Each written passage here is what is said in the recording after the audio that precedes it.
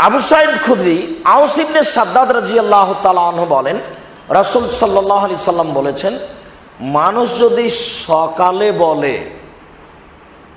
আল্লাহুম্মা আনতা রাব্বি লা ইলাহা ইল্লা আনতা খালাকতানি ওয়া আনা আবদুকা ওয়া আনা আলা আহদিকা ওয়া আদিকা মাসতাতাতু আউযু বিকা মিন শাররি মা সানাতু আবু লাকা বিনি'মাতিকা আলাইয়া ওয়া বিযামবি ফাগফিরলি ফাইন্নাহু লা ইয়াগফিরু যুনুবা ইল্লা আনতা, মুকিনান বিহি, অন্তর থেকে ঈমান সহকারে।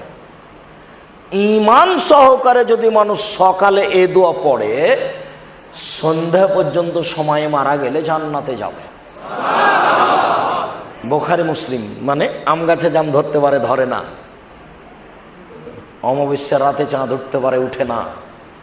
সুঁয়ের ছিদ্র দিয়ে লাঙ্গলের ফাল ঢুকতে পারে, ঢোকে না। সুঁয়ের ছিদ্র দিয়ে লাঙ্গলের ফাল ঢুকে যেতে পারে, আম গাছে জাম ধরে যেতে পারে, অমাবস্যার রাতে চাঁদ উঠে যেতে পারে, এগুলো ঘটে যেতে পারে। কিন্তু আমি যেই কথা বলছি এতে সন্দেহ আছে বলে কিয়ামত পর্যন্ত চেষ্টা করলে সরিষা ঢোকানো যাবে না, যা বলছি তাই থাকবে ইনশাআল্লাহ। তার নাম হলো বুখারী মুসলিম।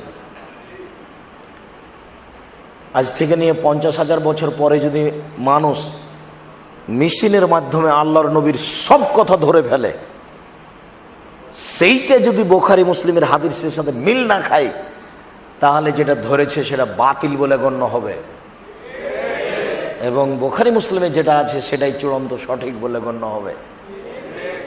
সেদিন মানুষ সিদ্ধান্তে আসবে মেশিন ভুল করেছে, কথা ঠিক ধরতে পারেনি। হয়তোবা একদিন মানুষ আল্লাহর নবীর কথা ধরতেও পারে, যেহেতু সব কথা ইথারে আকাশে আছে, সেটা মিটেনি। মাটি তো ধরে রেখেছে। মাটি তো আশ্চর্য ধরনের অত্যাধুনিক যন্ত্র। মাটি একটা আশ্চর্য ধরনের অত্যাধুনিক যন্ত্র। আপনার কথা আপনার ছবি সহ ধরে আছে। আল্লাহ নবী একদিন বলছেন এরকমই বৈঠকে, হাল তাদরুনা মাকাল আল্লাহ তাআলা ইয়াউমাইযিন তুহাদ্দিসু আখবারাহা, সঙ্গী সাথে বলতে পারো আল্লাহ এখানে কি বলেছেন? যে বিচারের মাঠে মাটির উপরে যা কিছু ঘটেছে, মাটি সব কিছু top top top top top top top বলে বলে দিবে। এটা কি তোমরা জানো কি? এটার অর্থ কি তোমরা বুঝো কি? সঙ্গী সাথী, ইয়াউমাইযিন তুহাদ্দিসু আখবারাহা, এটা কি তোমরা বুঝো? সাহাবীগণ বলছেন, জি না, এটা আমরা বুঝি না, এটা যে কি? তখন আল্লাহ রাসূল বলছেন, মা মিন আবদিন আমিলা আমালান আলাল আরজে শাহেদা লাহু ইয়াউমাল কিয়ামা, যে কোনো পুরুষ যে কোনো নারী এই মাটির উপরে যেখানে যা করছে, মাটি বিচারের মাঠে এটা বলবে ফুলানুন ও ফুলানুন ইয়াউমা কাযা ও ইয়াউমা কাযা, অমুক দিন অমুক ব্যক্তি অমুক বংশের এই টাইমে এই কাজটা করেছে। সময় উল্লেখ করে, নাম উল্লেখ করে, বংশ উল্লেখ করে বলে দিবে যে ওই লোকটা, তার নাম এই, তার বাপের নাম এই, তার বংশের নাম এই, এইটাই ছিল জিরানি বাজারে এই মাটির উপরে সকাল 9টার সময়তে এটা ঘটেছে।